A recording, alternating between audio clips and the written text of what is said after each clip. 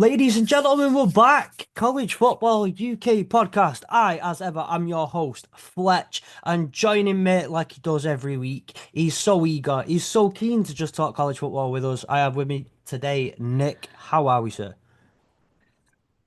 Good. Yes. Great answer. That's what we love to hear.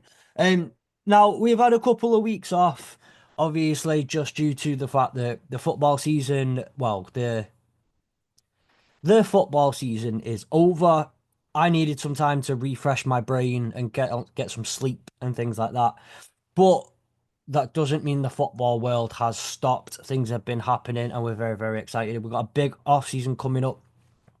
Lots and lots of exciting things happening in the world of football right now. But before we get on to that, oh well, as we're kind of on that, we will be your this podcast will be your go-to, or we'll hope it will be your go-to for all things college football. This side of the pond throughout the off season, but the AAW Network will be there to talk all kinds of football, the UFL, Britball, the Canadian Football League, the European League of Football. If there's a 12-year-old in Bolivia who kicks an NFL football, we'll probably not talk about that one. I don't think we'll cover that, but we'll give it a while until we grow a little bit more, but we will be talking all kinds of football throughout the off season. So come and join us if you're on Twitter. It's AAW_network. On everything else, it's AAW Network. Follow myself, Lions Guy Fletch. Follow on Twitter, Nick Crosgrove UK, my fellow co-host here today. And just keep in touch with us on all of the socials. Join our Discord where you can chat to all of us personally and have some great football conversations and even potentially come on and be part of the network as we go forward. Be very excited to have you. All the links of which are in the description of the episode. With that out the way, I think we'll just get into a little bit of news. Now, I haven't only have a couple of bits. I know you've been kind of out with it with some of the combine stuff, so I'll just go through a couple of bits real quick.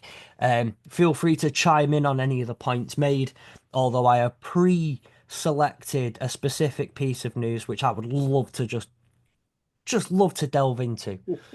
The first piece, though, is that Texas and USC have joined Nebraska in cancelling their spring games. Now, the spring games are not normally the most important. If you are new to college football or unsure what spring games are, it's basically an in-house friendly game played in the stadium, but it's your A team versus your B team essentially on offense and defense. And it's just a way for coaches to see some real game scenarios played out and see some of your newer roster additions in action. Nick, I have to ask, like, is this a good thing? Is this a bad thing? Do you understand where they're coming from with cancelling these spring games? Um, yeah, I mean, I think if you liken it to the NFL, I think it's in training camp where another team visits and you do the attack versus defense and and then you switch round because you'll have say, the Giants and the Jets will get together because Yeah. they're next door, they're together anyway. Um, so it's in that essence. I guess I guess it varies from team to team. If the coaches don't feel they're going to get any benefit from it, then if they're not in, so I think let's say if a team had a new head coach, then I would think your spring game is probably that's probably quite important.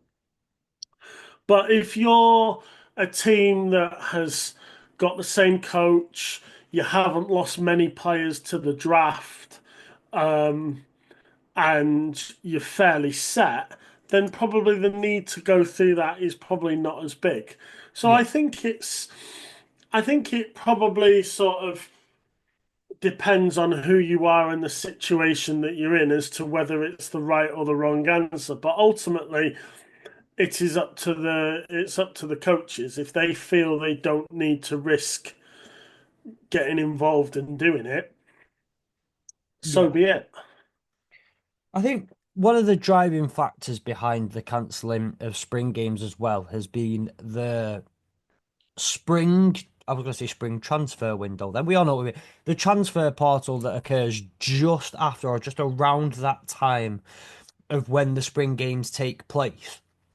And the rationale that's been put forward is why should I, especially in the era of NIL and players being able to essentially transfer as much as they like, you can go and join a team in December and then transfer out in April.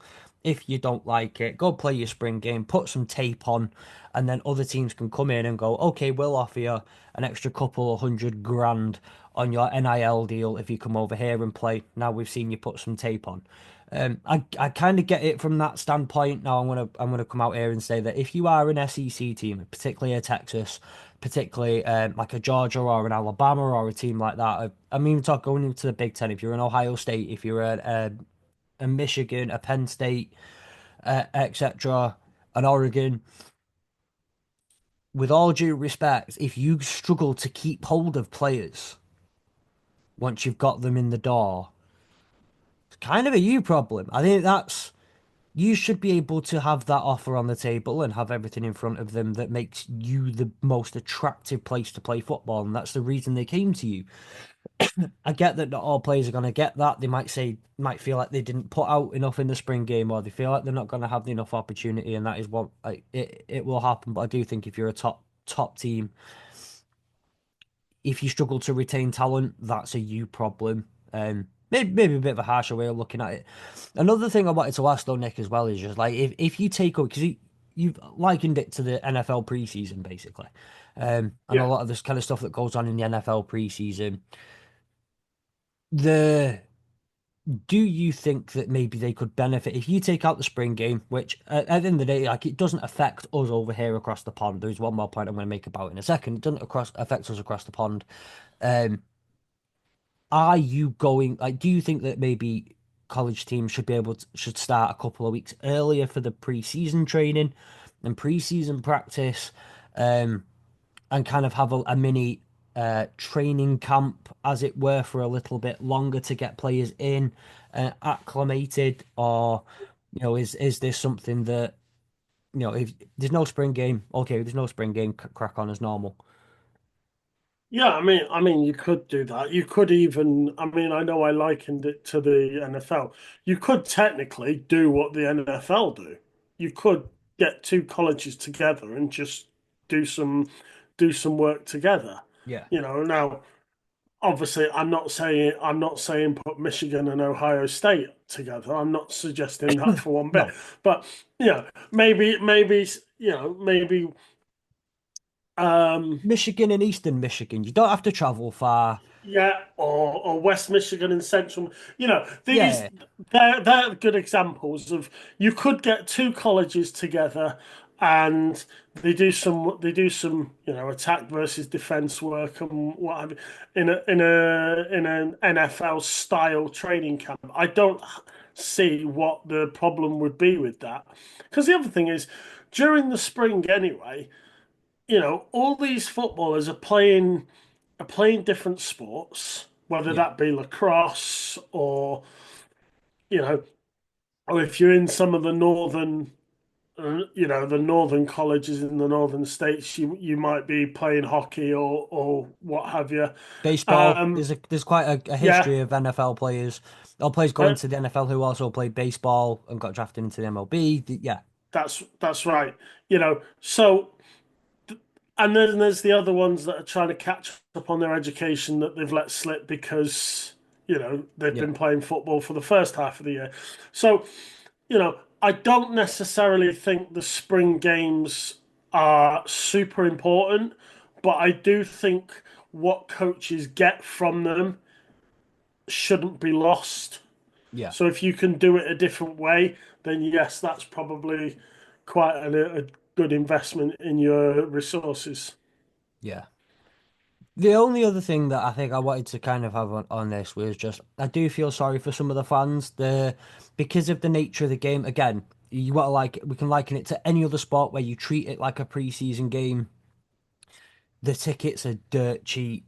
It's not. They put on a bit more, not a show, but they put on a little bit more of a family-friendly atmosphere. There's things going on around the state. Some of them do organise tailgating, but they put on more of a family atmosphere for a game like that, and it gives, I think, some fans an opportunity that maybe can't afford, like, because those tickets are expensive. When you Yeah. look at them, they're damn expensive, even for some of like, if you're a top Big Ten school or SEC school playing, I don't know, one of the FCS schools that sometimes end up playing or a Conference USA team, the tickets are still quite expensive because it means something. I do feel somewhat sorry for some of the fans that are going to lose out on that opportunity to go and at least go and watch their team play um that they would have had previously and that they've now not kind of got. I do feel sorry for them a little bit. Um Nebraska, speaking of them, they did have a two-game series with Tennessee planned that Nebraska have pulled out of. Now, I did have this up before, um, as to why, but Nick, what we are, have you seen much about this cancelling of the series? Um, only in the spiel of information of various teams that are cancelling. You reminded me that the cancellations had been going on. So, I Yeah. kind of, I've kind of sort of like been had them on the back burner. Okay. Well, okay, here it is. So, Nebraska cancelled the two non-conference games against Tennessee as a part of a plan to recoup lost revenue from reduced seating capacity during major renovations of Memorial Stadium in 2027, Athletic Director Troy Dannon announced. They had been scheduled to play each other, one in Lincoln, one in Knoxville, in 26 and 27. Obviously, the Tennessee athletic director has been very quick to run out there and go, before anyone says anything, this is nothing to do with us. We did not cancel it. Nebraska cancelled it. We're sad to lose them, but um, Nebraska have replaced. So obviously, the schedules are pretty much decided a few years in advance. Things like that, they were Yeah. booked in a few years ago. Nebraska have replaced Tennessee on its schedule with home games against Bowling Green in 2026 and Miami, Ohio in 2027. And okay, no, it doesn't actually mention that last bit, but that's why. So the Nebraska Cornhuskers and the Tennessee Vols were due to play each other twice. That has now been cancelled thanks to Nebraska. Let's say not finally. Oklahoma today, the day of recording, announced that Jim Nagy, now former director of the Senior Bowl, they've announced him as their general manager. This is a new wave of thing happening in college football now, isn't it, Nick? Where teams are getting general managers. It's an NIL thing, part down to NIL and all that sort of stuff. I guess. Do you have any thoughts on this initially as a hire? I mean, it seems like a home run type hire because Jim Nagy is excellent. Well, I'll go to something that's affects us in that the Fighting Irish have hired one of your Lions Oh staff yes, yes, they have. as a general manager. Um, I think, like you say, with NIL money, with the transfer portal, and everything going on, and college football, the landscape of college football changing, I think kind of that's the way the sport's going to go. The athletic director cannot concentrate on the transfer portal and the NIL contracts of the footballers when he's trying to worry about you know 20 different sports in his university, in his Yeah. college, and he's trying to make sure it all runs smoothly. And I'm sure he's got coaches knocking on his door saying, I need more money. So, you know, getting someone to help or just getting someone to look after the football side of Yeah. the thing is probably helpful. Yeah. Well, I say it was Mike Martin in it you hired. He was our director of scouting Scouting, advancement. yeah. Um, listen, I mean, and when you look at the Lions' recruitment over the last few years, I'm not going to complain at a move like that. where have the Lions been at the best in terms of the front office during the draft? So people like that, Yeah, it's a home run for you as well. Um, but obviously he also joins now. I mean, Stanford hired Andrew Luck. This is a new position, by the way, in college football. It's only been in the last 3, 4 years. And you're absolutely right, especially in the world of NIL, where you're having to go and sort all this stuff out. It's it's a huge operation, and we've said this on the podcast before. When it comes to all these colleges, they have multiple sports in their repertoire, but football is king. And there the was AD, there was the there was the lad from the UNLV that walked out because yeah, he said that he was promised NIL money and he didn't get it and what I think that's the sort of thing that would fall under the general manager's remit. yeah, Don't go talking to coaches about what you're going to get, or don't listen to what a coach is telling you when he's trying to recruit you. Listen to me. I'm the guy in charge. I'm the guy that's going to tell you how much money yeah, and hopefully you avoid a situation like that occurring again when a player refuses to play because he hasn't been paid his NIL money. yeah. Well, I think you were one of the ones who's quite adamant for something like that at the time as well, was saying Yeah, you need someone in to manage that. You need in-house someone to come in and kind of have those figures in front of them, not be able to turn around and say, no, no, no, see, we can't get you an extra mil over the yeah. course of the next 4 years. Don't worry. Um, And again, applying this to the NFL picture, it's not like when a coach goes and talks to a player that he wants to recruit in free agents. I mean, yeah, it's done through the agents and what have you. But it's not the coach going and talking to the player about, we'll give you this. The coach says to his GM, I want that guy. He can help me. And then the GM goes and talks to the agents. The coach isn't involved. So, in the same instance, a player shouldn't be listening to a coach of a college team, listening to what he's going to get promised in NIL money. Go and yeah, talk to the GM, yeah, the athletic sports director or whoever you've got doing that side of it. yeah. The final piece of news that I've got. Now, this is where I bookmark this one. Um, Ohio State, the current college football playoff national champions, have Thanks. obviously lost a couple of their members of staff who've gone to the NFL, including defensive coordinator. But they've managed to fill that position.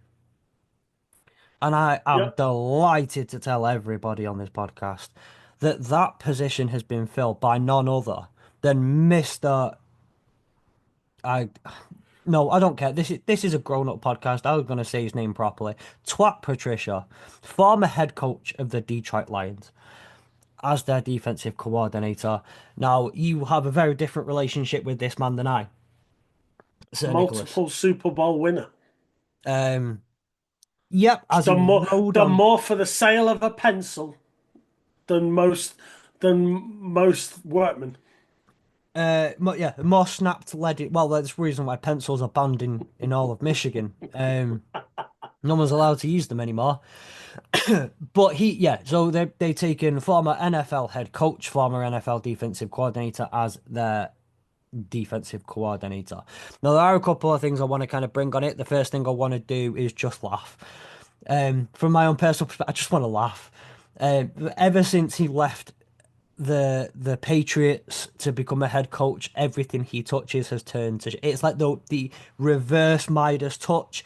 Everything he touches turns to shit. He completely destroyed. I mean, listen, if Ohio State wanted, they haven't beat us in 4 years. If they want someone who can destroy a team in Michigan, they've found the right man. Last time he did it, he had to do it from the inside, but Then he went to what he took a bit of time out, went to the Eagles, managed to find himself calling some plays on. He was there. Well, the Eagles were what 10-0 at some point at one point. Not the season just gone, the season before that. Then Matt Patricia took over on defense. They went 10-7, crashed out the playoffs instantly because reverse Midas touch. He spent this season doing nothing. He went on Bill. He was on that podcast with Bill Belichick that Bill Belichick was doing and doing all these little shows, um, talking about how, you know, the Lions are set up for success under Dan Campbell because of the things that he did. I'm not projecting here at all, but that's the other piece of news that I've got in terms of big news. Um, for Ohio State, look, they do get at the end of the day, removing all biases, they get someone with a wealth of NFL experience. Um, as you have said, a multiple Super Bowl winning defensive coordinator, and I said has already ruined a team in Michigan, something that Ohio State haven't done for years. So I guess we'll see how that one plays out. My one question though, my one thing that I want to kind of do throughout to you there. I've seen nobody talk about this, and this is kind of a theory of mine. So, obviously, he left New England back in 2017, 2018. Can't remember the exact year he came in now. Um, he then, once he got fired, where's the first place he went? Back to New England. Back to New England because he wanted to be closer to Daddy Belichick. Then Bill Belichick left. He needed somewhere to go. I mean, Belichick, I don't think wanted him anymore as well. After a little bit, he went out. He went to the Eagles, stayed in the NFL, stayed around. Bill Belichick leaves the NFL. He took a year out with and then went on Bill Belichick's podcast. Bill Belichick has just announced, well, has recently announced that he's stepping into college football as a head coach, and now Matt Patricia has entered college football as a defensive coordinator. Is this not a plot because he just wants to be near Bill Belichick and it helps him feel closer to Bill? Well, he couldn't go with Bill because Bill had already recruited his son to be Yeah. the DC. Um, the thing is, I mean. I get what you say about my opinion of Matt Patricia is very different to yours. I would say that the year that we had Matt Patricia running our offense was not the greatest. I will I would say he is not um, meant for the offensive side of the ball. That's I will give you that. But when you think about a man who, has gone through, I mean, he joined the Patriots as a coach in like, was it 2004, 2005, somewhere around there? And he's worked his way up the ladder. Um, he was doing a bit of work with Ernie Adams before Ernie Adams retired.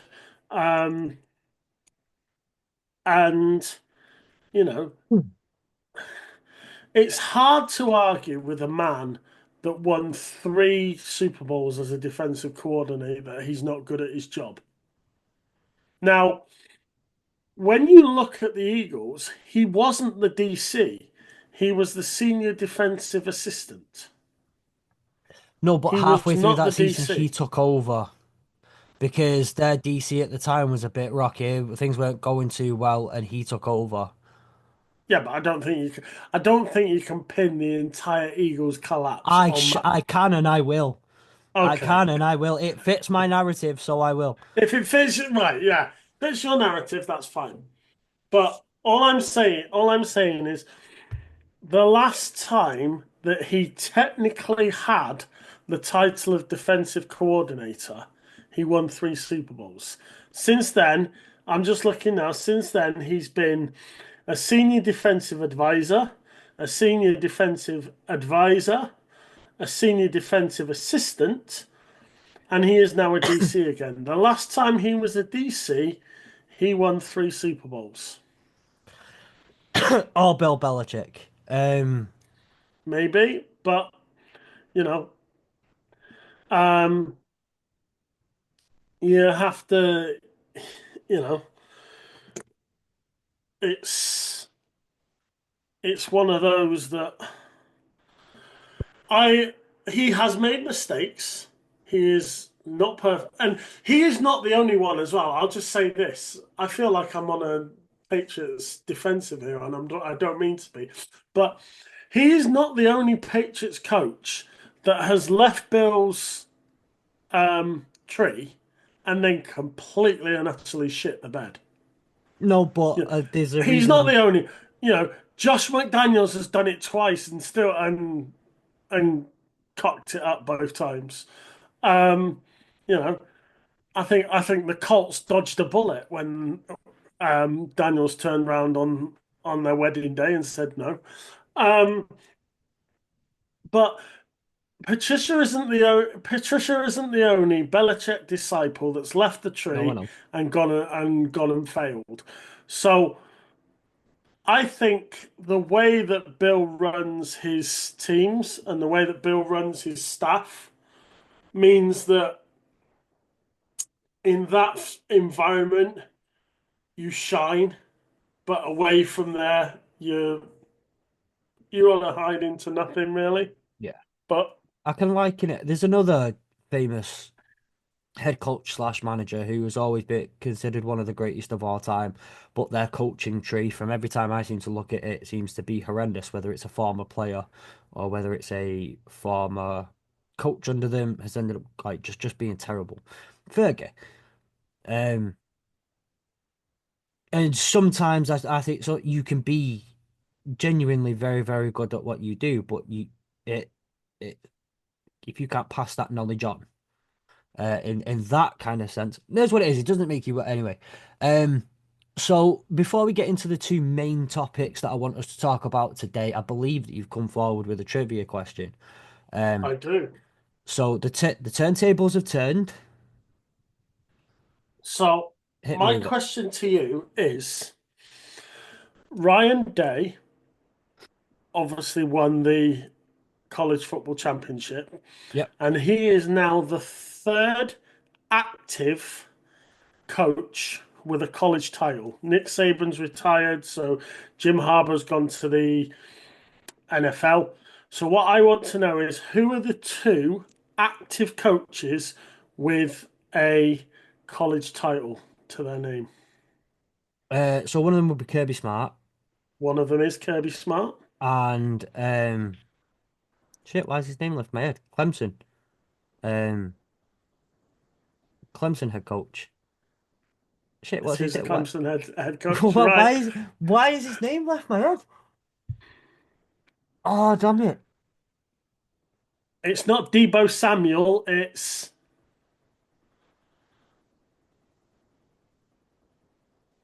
That's I don't there's I'm blocked. Darbo Swinney.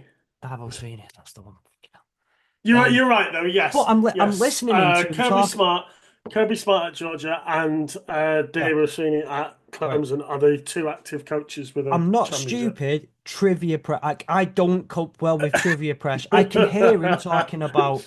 I obviously I can see him lifting the trophy with Clemson and Trevor Lawrence and all that sort of stuff. I can see him. I can hear him talk about how if this turns into if players start getting paid and this turns into professional football, I'm not coaching anymore.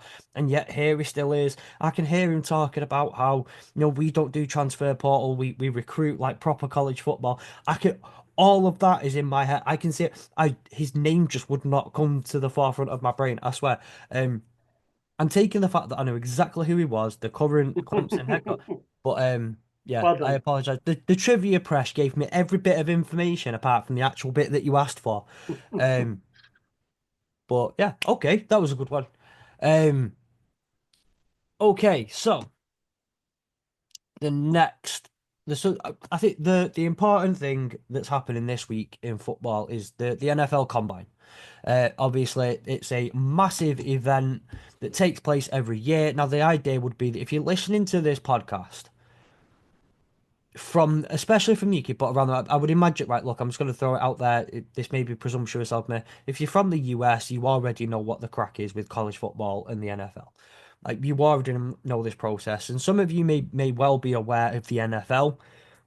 And hopefully, we are trying to, because what we're trying to do is reach people who are getting into college football and starting to step into college football. You may already be aware of the combine, but for those of you who are not, because you start to shut down a bit during February and then pick up again maybe in August. I know quite a few people who do and are trying to pick it up again now.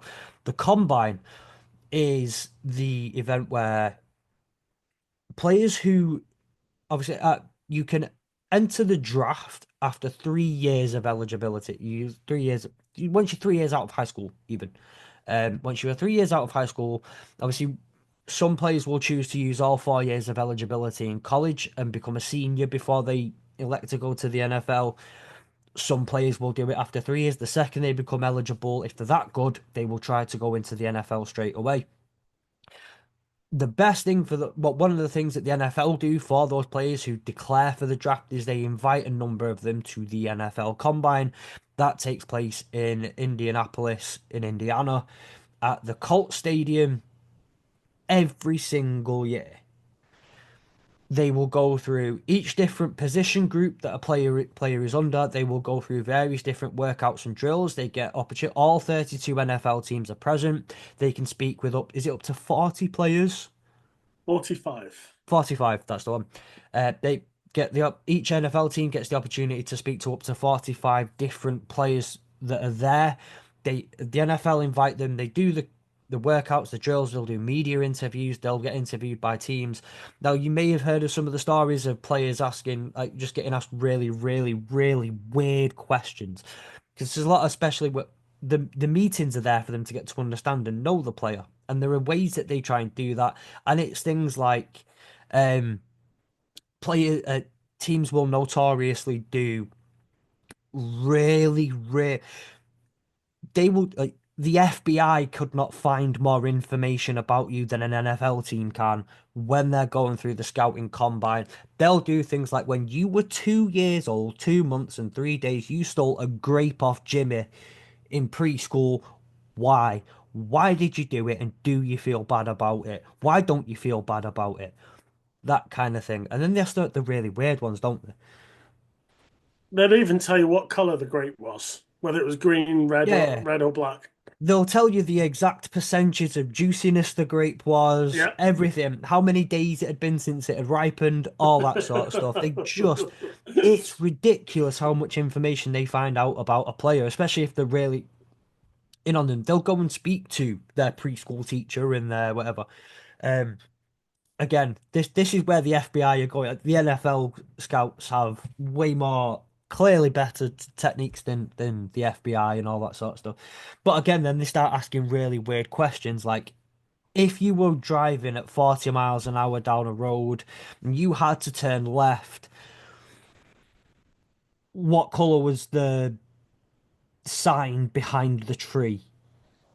17 roads down. Just obviously the idea being to see how a player reacts to such weird questions and all that sort of stuff. Anyway, there's enough Yeah. about that bit. But this is a comprehensive, the most comprehensive look any NFL team can get at any given prospect. There are over 300 of them attending the combine. The various different drills will depend on the position group that they're part of and normally relate somewhat to that position group. So running backs won't necessarily do the same drills as quarterbacks, and quarterbacks won't necessarily do the same drills as the O line. Some of them will overlap, some of them won't. Um, the reason why this is so important in the NFL calendar between now and the draft is it's the first time in the calendar year where the NFL and the college football officially kind of right, here we go. Here we go. Yeah. I mean, a lot of the NFL teams have been concentrating on their jobs, on the NFL, on Yeah. this is the sort of time that the head coaches and the coaching teams of the NFL um, franchises are even starting to pay attention to college football. You know, Yes. it's your scouts that have been paying attention to college football ever since September. You know, like you look at someone like Nick Sirianni, he's probably still half pissed. You know, the man's probably still half pissed from winning the Super Bowl, what, 16 days ago, whatever it was. Yeah. Um, so, you know, he probably hasn't even watched barely any tape on a college product, Yeah. but his scouts will have boards already made. You know, it's very similar to the one behind me, only that'll be one board for one position. Um, and they will have done all their homework and they will have all the stats on all the players, and coaches will start getting involved and watching things and yeah, the combine allows teams to pick get the measurables for players. Yeah. How fast is this guy running? You know, what's in the case of an offensive lineman, how what's his wingspan? What's from left middle fingertip to right middle fingertip? How wide is this guy? Yeah. How quick is he over? Yeah, you don't expect an offensive lineman to shine in the 40-yard dash. But I guarantee you, coaches are looking at how an offensive lineman takes off from 0 to 3 yards and how Yeah. quick he covers 3 to 5 yards. That's the sort of thing they'll look at there. And Yeah. so it's it's a whole it's taking all the information that we've been watching from an entire college season and handing it to the NFL and say, there you go with that. Yeah.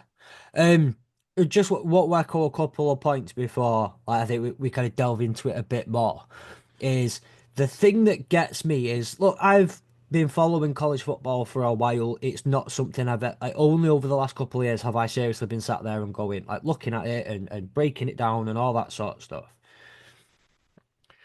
What annoys me a little bit, and I know that anyone who watches college football intently feels this. You're gonna start seeing Ian Rappaport go, now this Ashton Genty, look at the way he stands, and he's got this really thingy stance, and this is really abnormal, and we're only just seeing how this guy has this stance. And like, no, we've been watching it and his stance. We've been talking about it all, and you just see we see players that we've been watching and seeing and saying things about, and then all of a sudden NFL analysts are like, "Oh, by the way, have you seen? Look at this guy, the way he does this." And I'm like, we've been saying it for months. I get that they focus 24/7 on the NFL and they don't get much chance to Yeah, sit down and just watch, but it does have that little bit. And then NFL fans who don't watch college football start going, "Oh, have you heard about this Ashton Genty guy?" Yeah, yes, I have. We were telling you about him in September. Um, and just it's things like that have kind of got me the last couple of years, just watching everybody catch up. And I always liken it to years ago. Do you ever remember the Bud Light Dilly Dilly ad? yes, Go on, and he's like, Dilly Dilly. yeah, Well, obviously when we watch on Game Pass, definitely Game Pass because we used to get the American ads on Game Pass before Dazen came in and ruined it.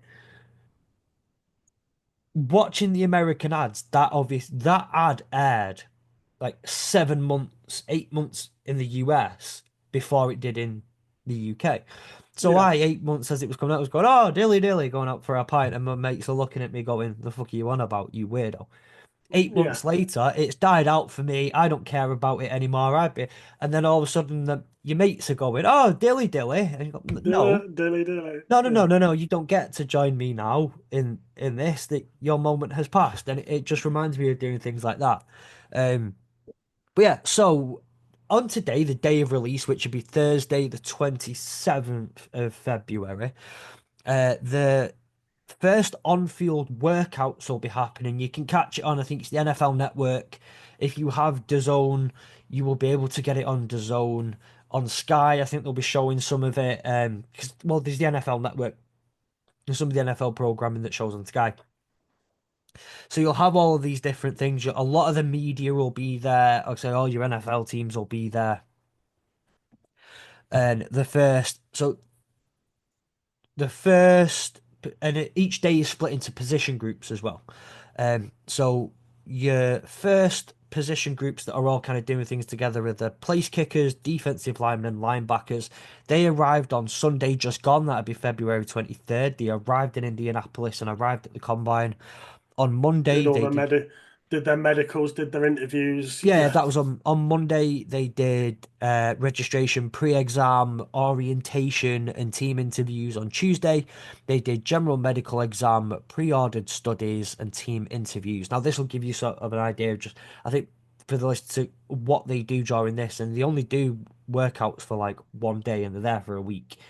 Um, although it's the workouts that we watch, we and some of the media interviews, we don't see the private team interviews. I believe only one team was doing interviews on Monday, and that was the Miami Dolphins, who were interviewing place kickers, D linemen, and linebackers. Not everyone will follow this exact schedule.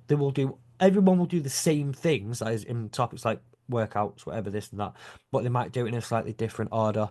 Um, Today, the day of recording, the place kickers, D linemen, and linebackers, they did an ortho exam, media interviews, kicking workout, NFLPA meeting. So obviously, it's the first chance to get in front of the NFLPA, talk to them about various different. The NFLPA will explain to them that the rights going into the draft and all that sort of stuff. I believe it's where they start getting handed the documents to Do, sign. do not Um, gamble. yeah, well, that's one of the initial ones. Yeah. Do Um, this. but it's also like we're here to represent you with the NFL and do all this. It's like we're essentially your union, um, and it's things like, oh, by the way, if you are going to go into the combine, go into the draft, and you do get drafted, we kind of need your permission to sell your shirts on Fanatics 3 minutes after you've been drafted by your team, and we kind of need you to sign them. You might want to throw back to some of the Marvin Harrison Jr. stuff that went on last year where he refused to sign the agreement and no one could get his jersey for ages. Um, then today, day of release, it's measurements and on-field workouts. And then Friday, they'll do the bench press, broadcast interviews, and depart Indianapolis. Um, I say each one will do their own version of those things, maybe in a slightly different order, but that'll be generally tend to be what they do. Um, so the bit that we're gonna we focus on and we get to see is the workouts and the measurements and the interviews. So again, Thursday, 27th, on-field workouts for place kickers, D linemen, linebackers. The next ones to do on-field workout will be the DBs and tight ends. That's on Friday, February 28th. On Saturday, it'll be the running backs, quarterbacks, and wideouts. And on Sunday, it'll be the O linemen. Um, any more questions on the combine? Don't feel free to ask us. NFLCombineResults.com. They have all the data from all the NFL combines going back however many years. So if you Yeah, want to compare Xavier Worthy's 40-yard dash time of 4.24, I think it was. yeah, that's right. I think. Um, if you want to compare that to the 40-yard dash time of whoever runs the fastest 40-yard dash this year and compare it to the last 10 years, you can do.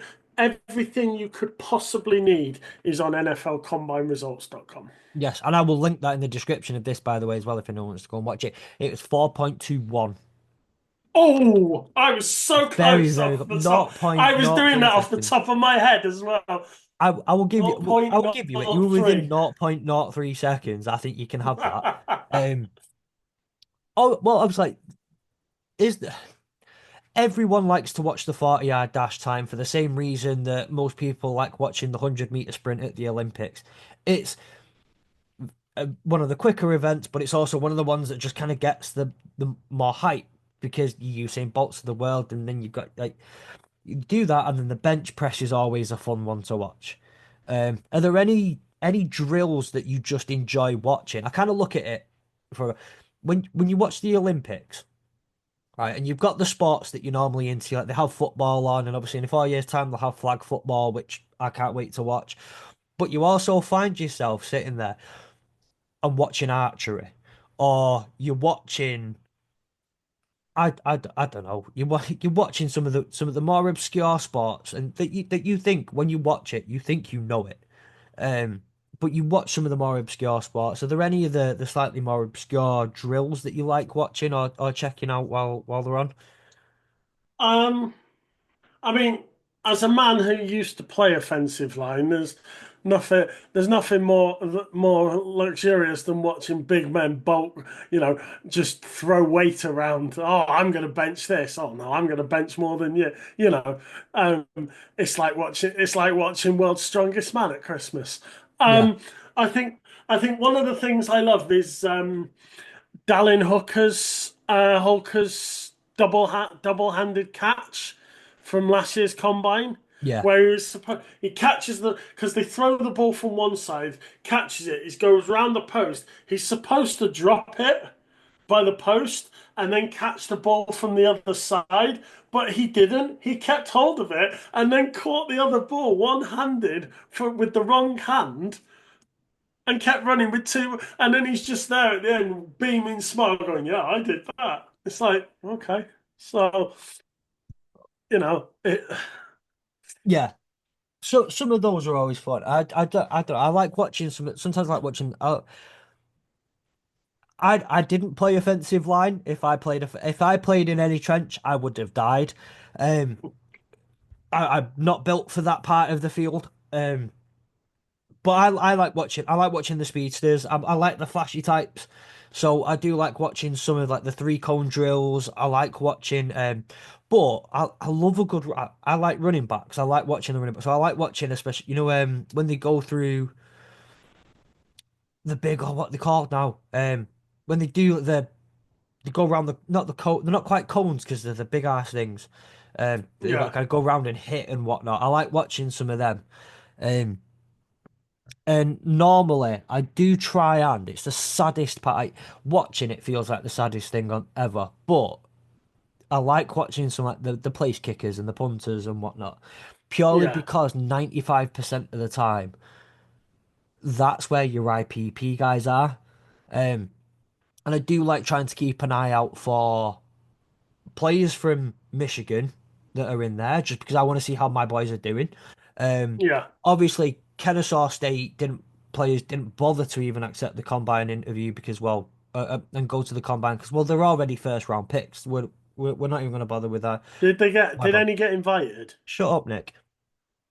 Because you do have to be invited to the combine. Shut up, Nick. Like, no. But what I would say is, for example, one of the big names in the draft this year is Shador Sanders. Yeah.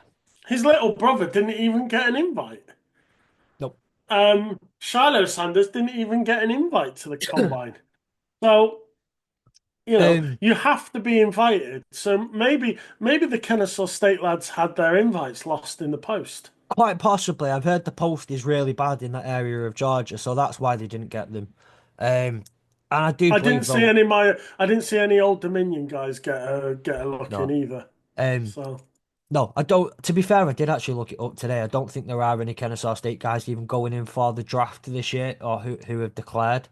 Um, yeah, I think only about four would have been eligible anyway, although that anyone would have even given even somewhat of a crap about, and they would have all ended up being UFAs anyway. Um, yeah, so, but it's cool to see. It's a bit of fun to watch, I guess, if you like us. It's an opportunity for if you've been watching college football for a long time and you've got an idea about a player and what they can do, because this is now official measuring of these times and things like that. These are things that you can if you say, "Oh no, he has got he can jump, he can get up." Well, you'll find out when they do the reach, and no, he is really fast. Well, you'll find out when he does the 40-yard dash. He, he's really yeah, strong. You'll find out when he does the bench press, and it's things like that that some of us can start to piece some things together. Now, this is one long-winded explanation of what the combine is, but there are. And I'm sure if you are aware of the combine already, you will know this stuff. I'm sorry that you've had to sit through this and listen to us explain this. If you're not, that's it. And you can probably start to understand why it all happens, the reason for it, having everybody together, having all the teams together, having all the players together. But there has been a common theme throughout the last couple of years, and this is where we're going to start talking about this year's combine specifically. There's been a theme over the last few years of players saying opting out of certain aspects of the week. So I've read out some of the things that they'll be doing. They will obviously do things like medical. They'll do medical evaluations. You can opt out of these things. Most players choose to do them because, well, why not? Some players may have something to hide, um, and may choose not to do a medical. But See, the like main one, if we refer to this board here, for example, you've got Will Johnson at Michigan. He's had a season injury, so his medical's important. yeah, You've got Josh Simmons up here at offensive tackle, who for me is the best tackle in the thing, but he's been injured all year. So whether he's going to get drafted high or not depends on whether he passes his medical. yeah, You know, all these red squares are players that have suffered in serious injury during the season and are dependent on a good medical as to yeah, whether they are um, going to get a decent draft position. So yeah, medicals, funnily enough, are probably one of the most important pieces of the information, especially if you're not going to take part in the physical stuff. Your interview with teams and your medical are the two most important things you can do this week. yeah. Oh, 100%. So the I guess some of the key things to look out for here are things like I say, the medicals. If a player is opting out of a medical, now this is not to say that teams, doctors are or college medical teams and the doctors and whatnot are doing any form of malpractice, but some of them can embellish a player's um availability or play down injury problems and medical history. Whereas the NFL, the people who do it, they won't. They don't have any bias towards any of the 32 teams or any of the players. They will tell you exactly what you need to know. Um, and again with the workouts. So the workouts give a lot of NFL teams opportunity and a lot of players opportunity to put bits of tape on in front of other teams and put some more tape on, put some showcase their talents and what they do. This is important for a lot of players, but one of the common recurring themes now is certain players opting out of doing the workouts. So, for example, QBs will do throwing drills where they'll get a receiver from somewhere in, and some of the running backs they'll get them out and they'll get the receiver or the running back doing doing routes, and then the QB will throw to them. QBs can opt out of that. Wide receivers may opt out of it. It's a lot rarer for that. A lot of more of it's QBs and things. Number of people have opted out this year. One of the most notable being Shador Sanders, Colorado quarterback, someone who we're going to hear a lot of, and you probably heard a lot of already. The likes of Cam Ward, quarterback out of Miami. He has opted out of doing on-field workouts. Ashton Genty, the runner-up for the Heisman Trophy, running back from Boise State, has opted out of doing combine workouts. These are gonna go and do their workouts at what's called again. If you don't, this is bits for people who say wording this for people who don't know already. If you don't, these are for what's called pro days, which we'll get onto it in a little bit. What are your thoughts, Nick, on players who opt out of doing drills at the combine? Is this a good thing? Is this a bad thing? Are you for it? Are you against it? What are your thoughts? I think I think my opinion changes depending on why you are opting out. That's where, so like for example, let's take let's take Abdul Carter. Probably considered if certainly at least the second best player in the draft, maybe even the first, depending on how you view Travis Hunter. He played injured during Penn State's playoff run. Um, and unfortunately, they came unstuck against the mighty Irish. Um, and he played injured during that game. He had his arm all strapped up, and so he's only just been declared fit. So I Yeah. can understand him not taking part in the physical stuff because if he does it all at his pro day, he's got another 2 weeks, 3 weeks, I think, to get fit before he has to do anything physical. Yeah. So I understand that aspect of someone saying, I'm not going to do the physical stuff. I'm still recovering from injury. I'll do it all at my pro day. But somebody like Shador Sanders or Cam Ward or whoever, I'm not going to throw because I don't want to. If you want to see my throw in, check my tape. That's that's pretty big-headed, you know. If you, for me, if you are invited, because the other thing is, and I go back to someone like his little brother Shiloh Sanders. Shiloh Sanders would love to be at the draft. He hasn't even been invited. Now, if Shador's not going to take the combine seriously, don't take a space. Give it to somebody who would take it seriously. Yeah. You know, there are a lot of players who would love to be at the combine, love to get the chance to show what they can do, but they can't because they can only invite so many.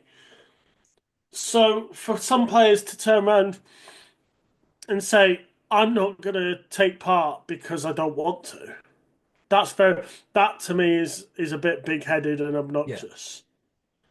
I don't like that. I think if you are invited to the combine, you have two options. You either accept or decline. If you accept, you do everything unless you are injured or just recovered from injury. If you choose to decline, that is up to you. You want to rely on your tape, that's fine. You want to do a pro day, that's fine. But if you are not going to take part in the entire of the combine, you shouldn't be there. Understandable. Um, I'll throw this at you though, and this is an argument you'll hear a lot, and I think a lot of players will throw out there. So we'll look at last year. Caleb Williams opted out of doing any passing drills. Now, Caleb Williams by that point was already everybody's pre-accepted number one overall pick. What do you gain from doing passing drills as a quarterback if you are already the number one pick? Okay, so don't go.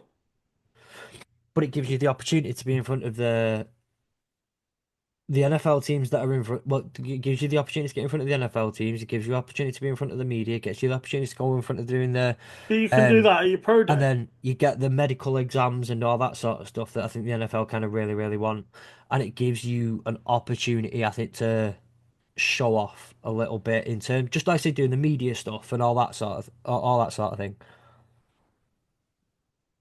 But you can do all that at your pro day.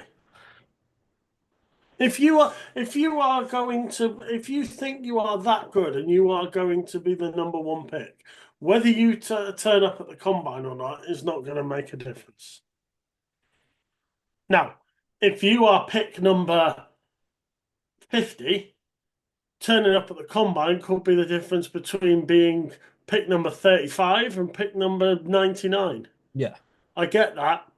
If you are a top 5, top 10, 15 pick, chances are you are going in the first round regardless of what you do. If you know, yeah, if you don't want to take part in the combine, don't go. Give somebody who is absolutely desperate, who needs the combine to try and continue. We had a chat about after Rivals Day, didn't we, in the college football season? We said how some of these players will never play football again. yeah, You know, and you think some of these players would love to get the chance just to put on, do one more drill or what, I yeah. think that it's just my opinion. If you're being invited, either accept and do the whole thing or say no, thank you. No, that's fair. I understand. I understand where you're coming from. And I do somewhat agree with you on it as well. Um, some like I kind of get the whole if you have nothing to really gain from the tape, and I'll throw this out as well, just because the combine over, and I think some of it is the being at the combine because it is the event that it is, and having everyone there and having all these things going on. The players will decline interviews with certain teams as well. Just as an example. So I want you to take someone like I don't know Mason Graham. Now, I don't think Mason Graham has. I'm not going to speak on whether what he has or has not done. But Mason Graham, Michigan D tackle, he is widely considered to potentially go in that top five. Uh, bias aside, I think he's absolutely worth a top five pick. By the way, as a D tackle, but he isn't. He's not going to get above Abdul Carter on that D line. He's not a better D lineman than Abdul Carter. Abdul Carter is the better D lineman, but he can't do anything other than go and showcase his. Um, again, I haven't kept on top of all the opt outs. He could have opted out, to be fair, for all I'm aware. Um, but he has the opportunity to go. He will gain almost nothing. But if he puts out bad tape at the combine, if he does do a he isn't as fit for the combine as you would hoped and all that sort of stuff, it can drop him and it can do negative things to his draft stock. So I get it from that point of view. Um, oh crap, what was I going to say on yeah, so like if you are a top five pick, like, oh yeah, this was it. The whole interview, and again, I'm not saying Mason Graham has or hasn't. I don't think he has at all. But if you are projected to be a top five pick, a little bit of arrogance here, you can say to the Raiders, the Jets, whoever picking sixth or seventh, or the Saints who are picking, I think it's ninth, the Saints are picking up. You could say that they want to interview you. You go, nah, I won't be available for you. I'm not, you're not going to be there to get me, so don't even, like, I'm not Unless you bothering. trade up. Unless you Unless trade you up. trade up. This is where I think some of the players do it wrong because you could, but I mean, look, if a team's needy of a certain position and you go and the The owner Atla what the Atlanta Falcons have 45 interviews and they have dedicated all 45 interviews to the to defensive defense. side of the ball. Yeah. Not one offensive player is being interviewed. No. Well, that's where their Uh, issues are, isn't it? So, you know, um, you could the have an offensive player fall. This is my point. This is my point. You could have somebody fall. Let's say, I don't know, the board goes a bit weird. Tetmac might fall. I don't think he'd fall to 15, but he might fall. Or Luther Burden probably will fall that far.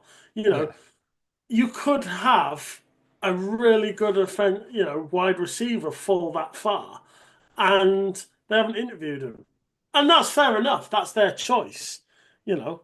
But yeah. And listen, there's things like that can happen. And again, with QBs doing QB drills, and I quite like the idea of doing some of them specifically opting for the pro day.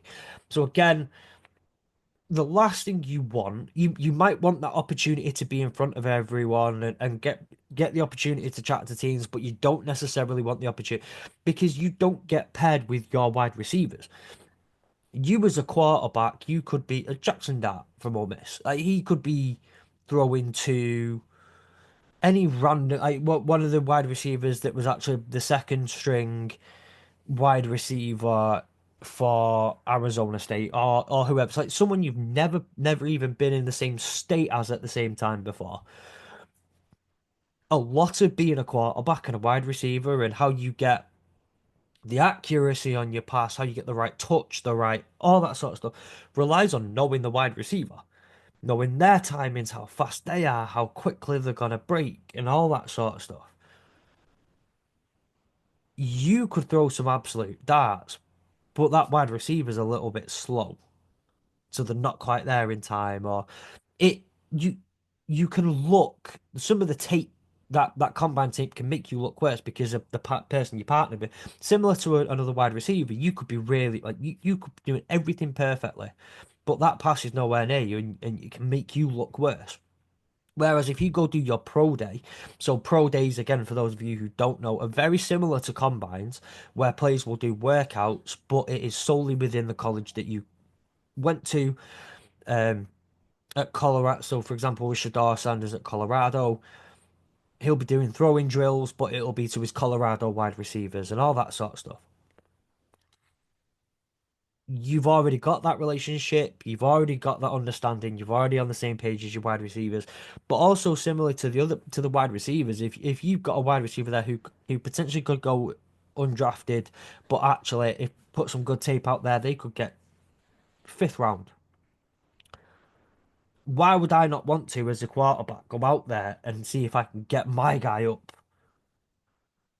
in the draft board if I can put some good tape on for him? So I like that concept sometimes of players going in and doing the pro days, and putting some more stuff into that. Now, I've kind of we spoke about the players opting out though, and I think we can beat that a dead horse at that for a long time. Now, the last thing I kind of want to ask you on the combine is: are there any specific players this year whom you are looking at, or specific position groups that you are looking at in more intently than others in this combine? And I'm looking at, when we're talking about players, we're talking about, who do you think, you put some good combine tape out there, who can seriously improve their draft stock?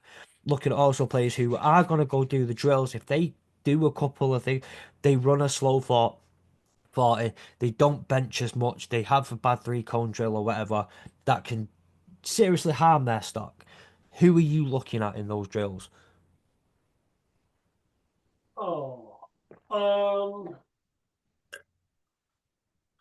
there's, I think if you look at somebody like, um, if you look at somebody like Jihad Campbell, he's climbing up so many boards at the moment. He seems to be getting drafted higher and higher in various mock drafts. You know, Yeah, you touched on Mason Graham. Bucky Brooks, NFL, had him down at 8 today or yesterday when he released his new draft. So, um, I think the problem you have is a player who's graded like the 10th best and a player who's graded the 35th best, the difference between that 10 and 35 is actually that in yeah, skill set. They are, you're talking about minuscule things. yeah, Um, I think somebody like you talked earlier about Ashton Gentry, and you talked about how we've seen him all year, and people are starting to say, "Oh, Cam Scatman." Now he's he's starting to get he's starting to get people are like, "Oh, have you seen this guy?" People can't bring him down. You watch the tape, and he keeps running through people. It's like, yeah, did you not watch him in the college football playoff? He nearly won that game on his own. But if he goes and he has a good combine, he's going to shoot right up from down there where he is, yeah, and he might end up somewhere up here. Somewhere up here. He might yeah, move from day 3, which are my blue ones. He might move into day 2. So he might move from the third, fourth to the third. So I think a good combine can see a player move quite high. A yeah, bad combine can see a player drop. And it's not just where you get selected. Where you get selected affects how much money you earn as a rookie, yeah. The security that you and have in your contracts with your fifth year, first rounders get the fifth year option, and yeah. So you know, you look at somebody like Brock Purdy, who was, Mr. Irrelevant, and he's earned compared to most QBs, he's earned peanuts while he's been playing as the number one QB for San Francisco. in a Super Bowl. Yeah.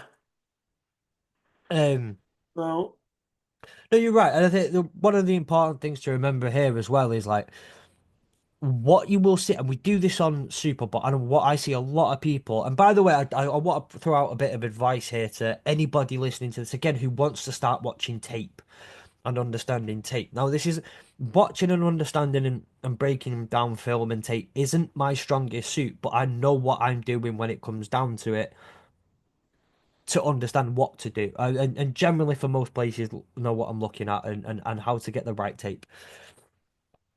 What we tend to do, and this is the first problem I ever did a few years ago when I was doing my first ever lot of tape, we're looking at quarterbacks. I would go, I don't know, Joe Burrow highlights. It's a bad idea. Everyone looks great on a highlight reel. Everyone's a first rounder when they've got videos of them sacking a guy, sacking the St. Mary's quarterback 3 times in a game. Everybody looks like a first rounder on the highlight reel. Do you know where they don't look like a first rounder sometimes? On the full games tape.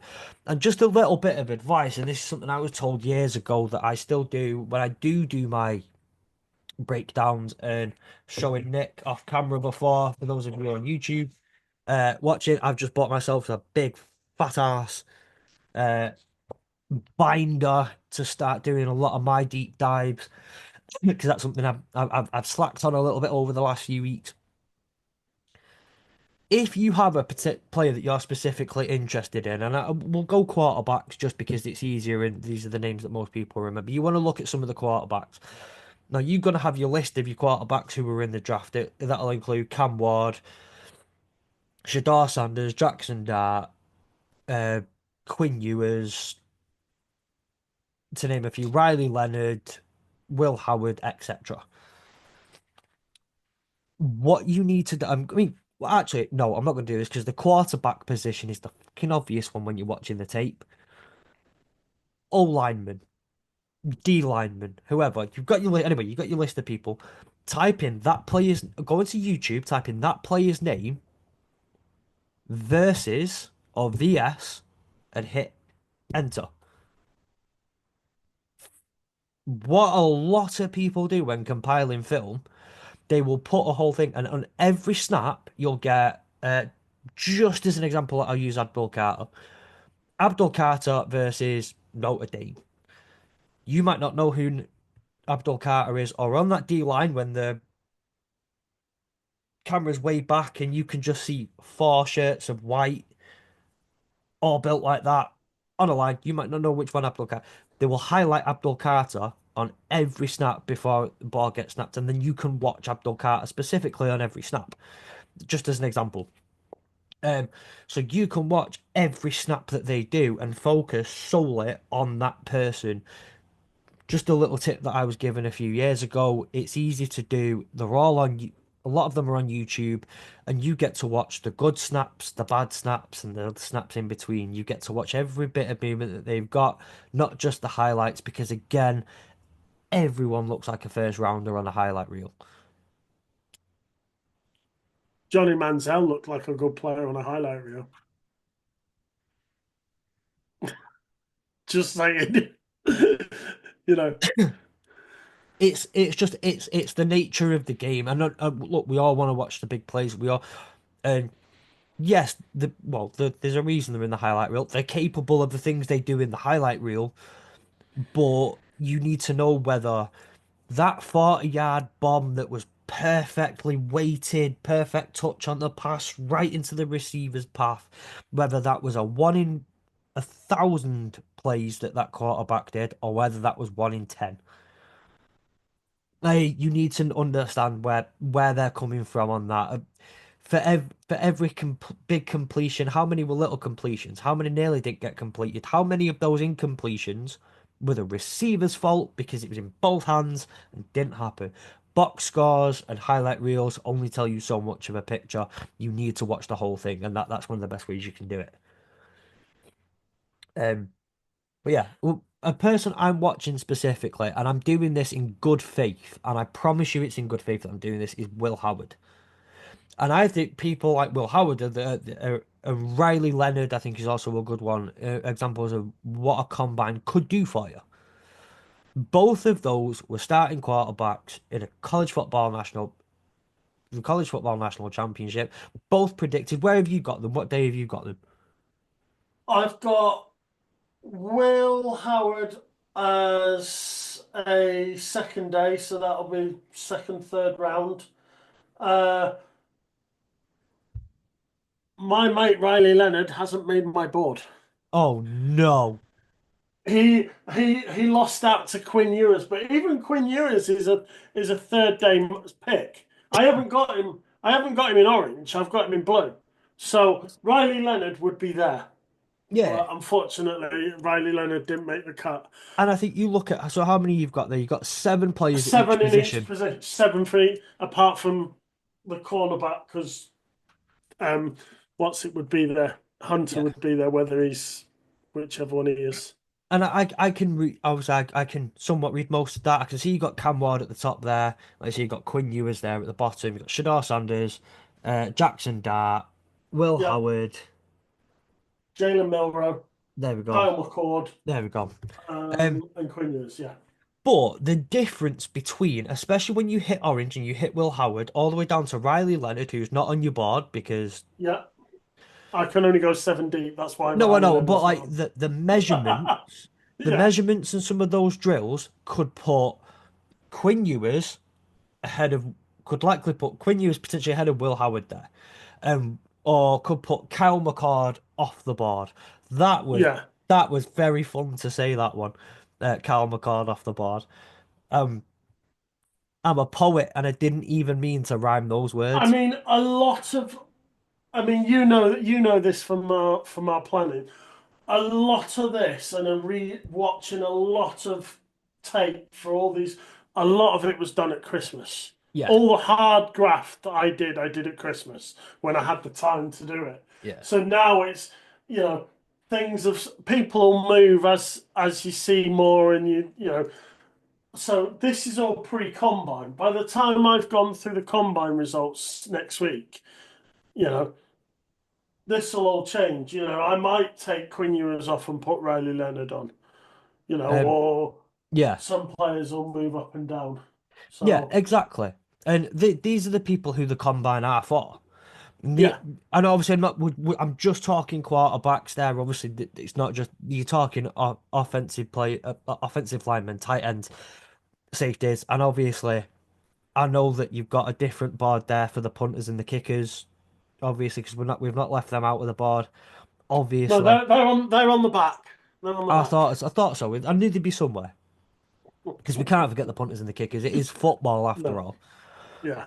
But these are players who the combine is that difference, and it's a huge difference, like you said, and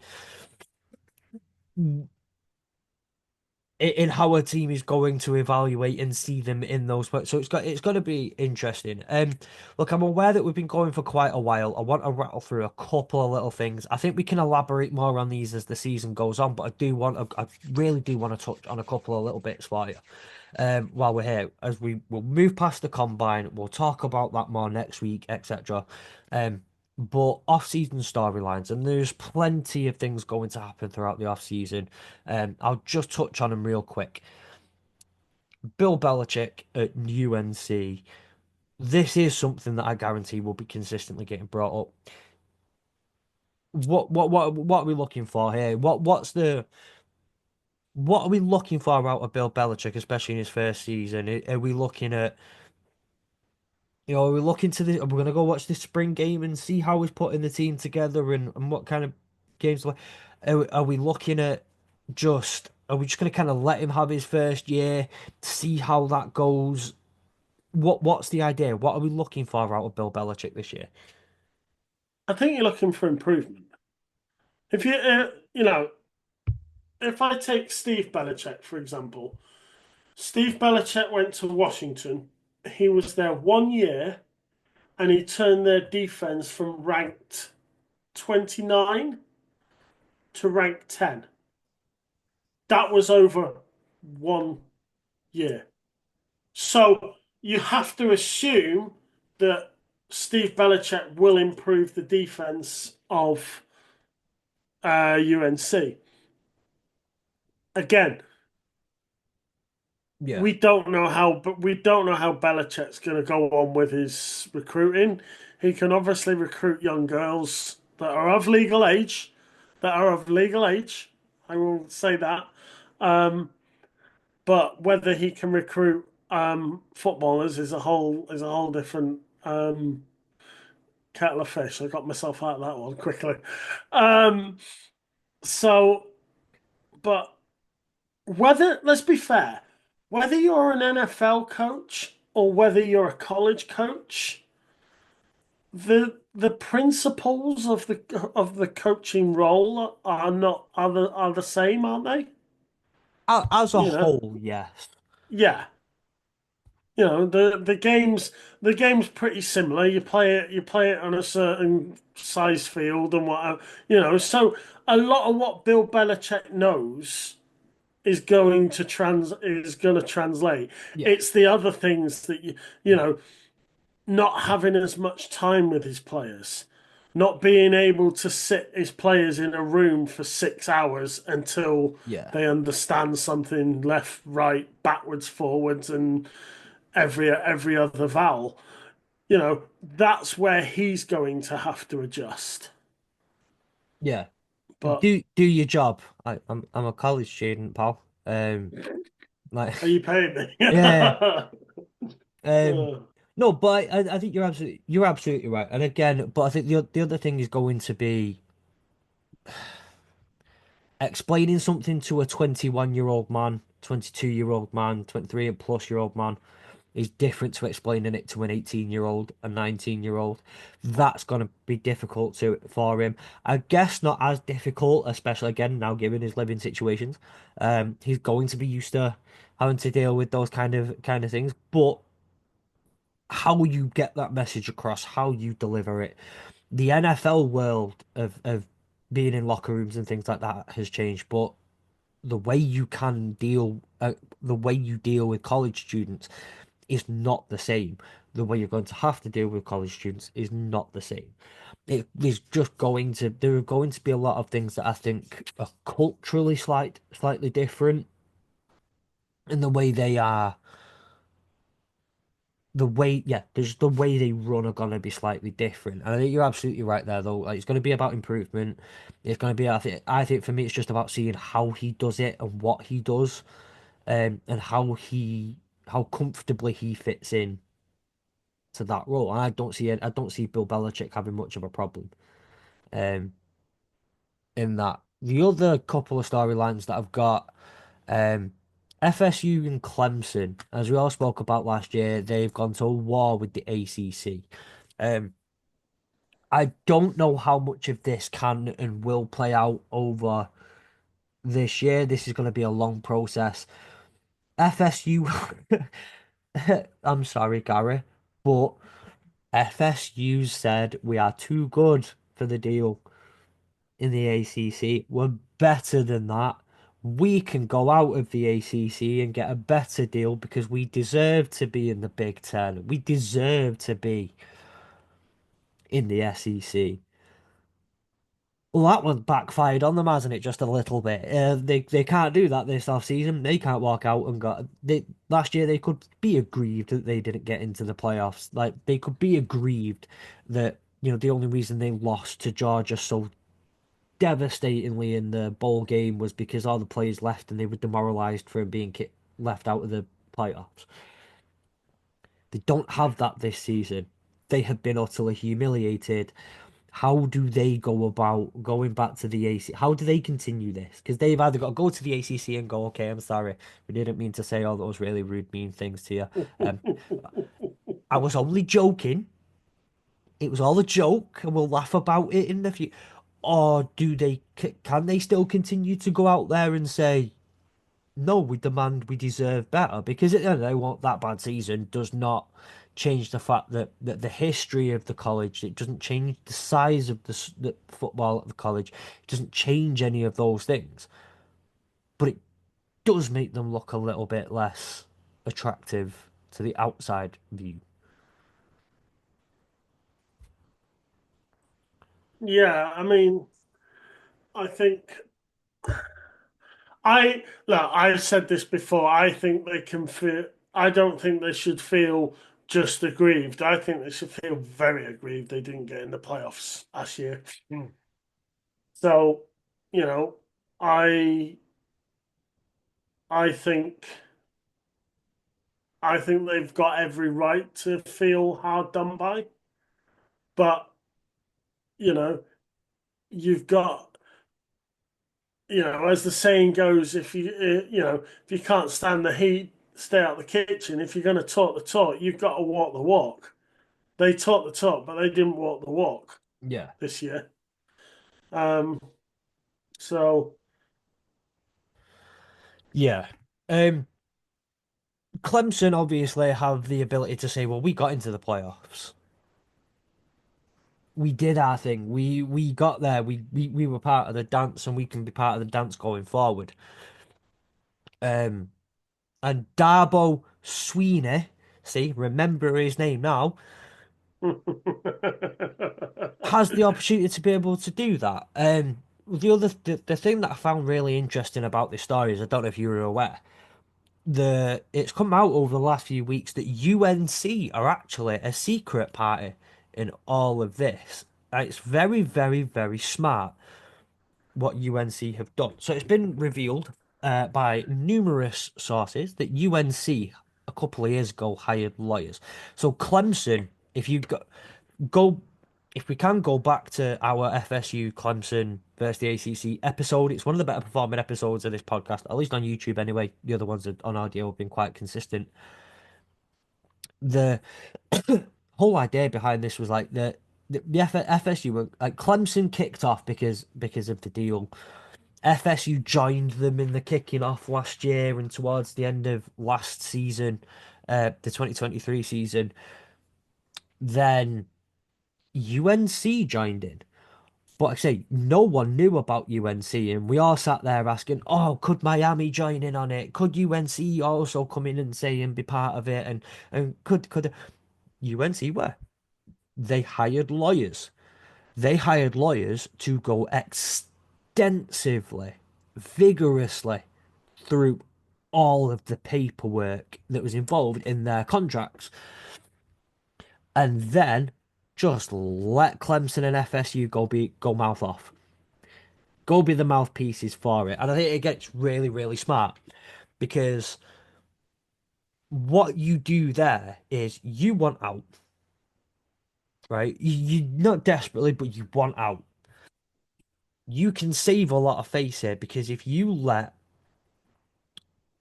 Clemson and FSU go be the mouthpieces, you let them go in, they go take it to the ACC. If they lose, and nobody knows, you got your lawyers going through it, this doesn't mean anything. If they lose, you can sit there and go, "Oh, come on, FSU and Clemson, you idiots, right? Get back in. It is what it is. Let's move on." And then you say to the lawyers, "Right, cut it off." Or if they don't, if they don't win, but you can watch how that plays out, you can go, "This is what they did wrong. This is what they didn't." So, okay, we can go in now and do that. If they win, you go,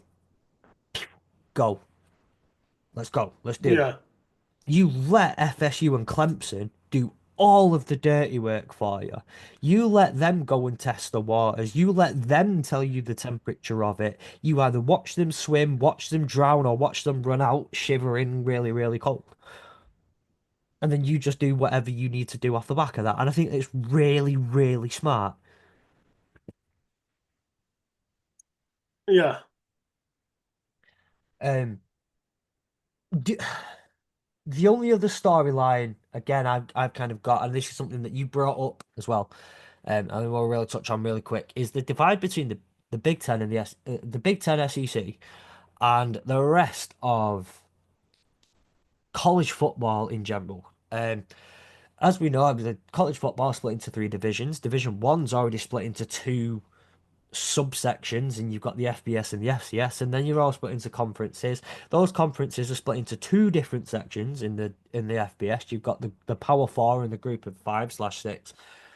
This is not a good like there's so much going on, and in the Power Four, you've got two that are more powerful than the other two. The SEC and the Big Ten have proposed a change for the college football playoffs. It was 12 teams this year. They proposed that as of 2026, it go to 14 teams. And instead of the five automatic bids, one for each Power Four conference and then a group of five, you get 13 of those 14 places are auto bids. Four for the Big Ten, four for the SEC, two for the ACC, two for the Big 12, one for the group of five, and one spare one. What do you think, Nick? What do you think? Um, seems like we have some sour grapes for the fact that there was some poor performing SEC college teams this year. So, if you're not good enough, you're not good enough. Don't come moaning at us. I You know, I want to in a I mean, couple of not us weeks. literally, Well, but yeah. Well, I mean, I mean, you listen, can come and feel moan at free to us come on literally, the but we pod and will. air your grievances with us. We'll welcome you on, because that's what we're all about: cutting edge reporting on CFB UK. But no, I don't know like, whether I'll be. I don't know whether I'll be so nice and warm and well. We feel for you. yeah. Well, I mean, two questions arise from this. Are the SEC and the Big Ten trying to trying to get too big for the boots? Do you think this would work? And this is a genuine question. If that gets passed, right? Whoops, there's so much of this that we can break down and talk about. And again, we need to do it on a different day because lots of implications on it. Yeah, Notre Dame have one spot that they can get into, and they are not guaranteed it. yeah, You could potentially have a better chance of making a top four in the Big Ten. That if you have a slightly down year, you could finish top four in the Big Ten, given that a couple of teams have down yeah, years. Whereas you have that same down year, not in a conference, someone else has a really, really good year, a third team from the ACC, a third team from the Big 12, a yeah. fifth team from the SEC, whatever, and takes you out with the playoffs. And you don't get that last open bid to whoever the next best one is next in line. Could you see the start of Notre Dame? Genuinely, could you see Notre Dame, even if it's just for football purposes, saying, look, you're trying to rig basically if you can't beat them and you're watching the SEC and Big Ten try to rig the game, which I think they're trying to do, Yeah. you say, right, we can't beat them. It's just not happening. Got to join them. Notre Dame said earlier this year or earlier this season, just gone, that they won't ever not be independent. So I can't see them ever doing that unless they're forced to. Um, I do think it's highly, the SEC have a stick up their arse in that they assume that their teams are the best teams in college football. Yeah, Well, you know, you may be some of the most well-known college teams, but yeah. there is a big difference between being a well-known college team and being the best college team that year.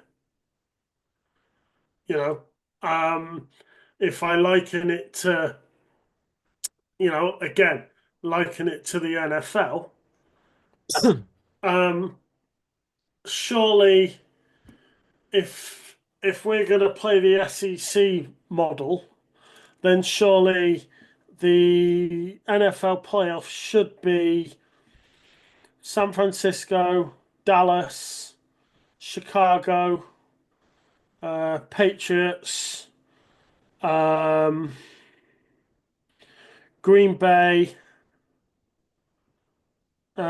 It should be a closed NFL playoff, shouldn't it? It should be the 16 most professional, most well-known, most successful franchises. Nobody Yeah, else should get a look in. You know, that's if effectively if the SEC were running the NFL postseason, that's what they're saying. yeah, So it's a crock of shit. They they want more spots in the playoffs because they realise everyone is getting better, yeah, and they just need to look at that year, this year just gone, where a lot of teams outperformed the SEC teams, and they didn't like it. yeah, I don't think they liked it that an independent was in the national championship game. I don't think they liked it that an independent team got to split 20 million with itself, and yet the team on the other side of the draw got had to split 20 million with however many other teams. yeah. You know, Um, I it's all think about money. yeah. Well, one of the interesting things as well is the only SEC team to actually make it through the playoffs only got to the semi-final, and it was Texas who joined the SEC this year. Yeah. Like that's got if you the SEC that got a sting. Um, I don't necessarily think that this is a knee-jerk reaction to what happened this year. Although this is now the second year in a row that an SEC team has not been in even has not been in the playoff final. I do think that this is again we can get into this on another day. I do think this is the Big Ten and the SEC both saying, "Go away, everybody else. We run this. We run it." ACC, you're a basketball conference now. Go away. You bring in Bill Belichick all you want. You're a basketball conference. Take what's his name? Just got Carson Beck. Take Carson Beck. You can have him. Go away. Um, Big 12. Like what have you got? Deion Sanders. Nice. Arizona State had the little fairy tale this year. Go away. You don't have any, and if you do have anything that we really really like, we'll just take it and we'll go and do our own thing. I think this is greed. It's selfishness from both the Big Ten and the SEC. I say this as the fan of the Big Ten team, and I don't like it. I don't like it at all. Uh, we have to accept to a level that the game is evolving. We do it with all sports. The football, soccer is it has evolved so much over the years. It is the way it is. We watch baseball evolve, basketball evolve, ice hockey is you'd say somewhat evolving, and then you go watch um the Four Nations, and in 9 seconds of the first of the puck dropping, there's three fights. You think that kind of looks like it's about to evolve, and then they go, nah. Um, Still a better All-Star game than the oh yeah. NBA or the NFL put on. Do you know what? I'm going to take this opportunity because if you don't listen to Hurdle the Line, you haven't heard me say this, so I'm using this one again. The NFL, when it comes down to their All-Star game, say, right, let's play a nice friendly game of flag football. I heard you. I heard you Yeah, this week. I listened to it. Yeah, I listened to it this morning. when the NFL do their All-Star game, it's, let's play a nice friendly game of flag football. The NBA, they do their All-Star game and say, let's pretend to play some defense. The NHL stand up, go Lord Farquaad and say, some of you may die. But that is a sacrifice I am willing to make. Shout out to the NHL for that one. Very much appreciated. Because that was fun to watch, by the way. Um, oh, there is one more piece of news. I'll get onto it. It's one fun, really quick bit at the end. But yeah, as a whole, it's greed, it's selfishness. Um, these sports are all evolving. It happens. The money involved, the TV companies that are involved, the betting companies that are involved. it evolves. It's the way major sports around the world are going. Soon, this is what happens. But I think the way it's evolved, I don't like the way that college football evolves like that. And I can't exactly claim to be a college football traditionalist. I wasn't there. I'm not able to turn around and say, well, back in the 90s, when I was watching college football, like when college football were real football, I can't do that. But I do understand that, like, I'm with some of the evolving. I like the ever evolving game. I like improvements in the athleticism and the science behind it and all that. I can't get involved in the evolution of the greed side of it. I don't like it. No, I think really. I mean, we had the guy on the podcast from the college playoff, didn't we? From the Yeah, um playoff, and he was saying how obviously next year it's all locked in anyway. They can't change anything. But I think I think it'll be really sad if the college football playoff organization committee bow to the SEC. Look, if you want to make the playoff bigger, that's fine. yeah, You know, extend it to 16 teams, right? Get rid of the buys, extend it to 16 teams. The eight best teams, the you know, the four division, whatever you want to say, the division winners and whatever else, the eight best teams have home field advantage, and then it is seeded, and the best teams remaining get home field advantage, and do it that way. yeah, If that's what you want, fine, do it that way. But don't go insisting that you're so much better than everybody else and deserve what you yeah. don't. Um, Again, this is something we can get into on so many different levels in so many different ways. We can do that on another day. I know you need sleep. The last bit of news. I don't know if you watch any of the college basketball. Something I've enjoyed watching over the last few weeks. I'm actually really looking forward to March Madness this year, and I'm gonna try and give it as much. I can't watch all of March Madness, but I'll give as much of it a go as I can. The it ties into college football, by the way. This is why I'm bringing it up. It does tie into college football. Vanderbilt came up with a massive win a couple of weeks ago, and fans stormed the court. Now, I learned, do you remember when Sam read out the rules of what happens with the money when a team gets fined for things like field storming Yeah, and the how it accumulates? The fines don't stop in one specific sport, they carry over across all right. athletics. Vanderbilt, I believe it was Vanderbilt. I know they stormed at least what they did two field storms this year, if I'm not mistaken, in football. Yeah, because they took the goalpost down, didn't they, when they Yep, beat and Alabama? two field stormings. That was what nearly $1 million. That ended up costing 500 mil, however many Yeah, hundred something thousands of like dollars. that. Yeah. They beat Kentucky in the basketball. It was a ranked win. It was a big win for them in the basketball. So the fans stormed the court.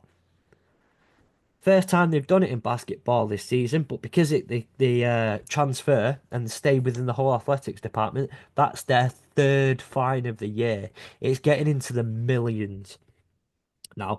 So just a little thing I've learned as a part of a piece of news that Vanderbilt did a court storming after a ranked win in basketball.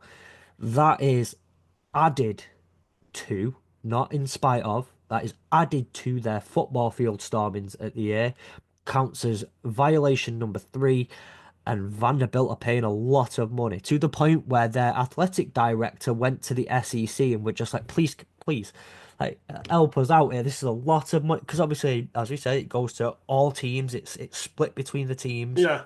Um, because of the SEC's policy around it. They're in a lot of It's a lot of money that they're paying other people at the moment. A lot of Did money. they did they take the hoops down and go and chuck them in the river as well? I don't know. I don't think so, but Um, That uh, river's probably full of goalposts just and sporting hoops. memorabilia, just sporting goods. The lacrosse sticks, hockey pucks, everything. Just sport. If it's an item of sporting significance, it's in that river. Um, but that is where I think I'll leave it today on that little funny little note and that little tidbit for you. Um, as always, like I say, go follow the AAW Network on social media. Go follow me. Go follow Nick. Uh, go blue as well. I'm going to throw that one in there just for the fun. Well, 'cause why not? Uh, Join our Discord. Come talk college football with us. Come talk NFL. Come talk UFL, ELF, Britball, all of that, and various different things throughout the off season. Come and chat with us. We'll be talking all things NFL draft. We'll be talking all like. There's so much to talk about. Don't believe the off season boredom until it gets to June. Then we can get bored because but even then, sport all year round. Come and talk to us about it. Link in the bio, link in the description. Follow us on social media, and we'll see you next week as we break down the combine and maybe talk about some other things as well. Nick, I'll see you next week.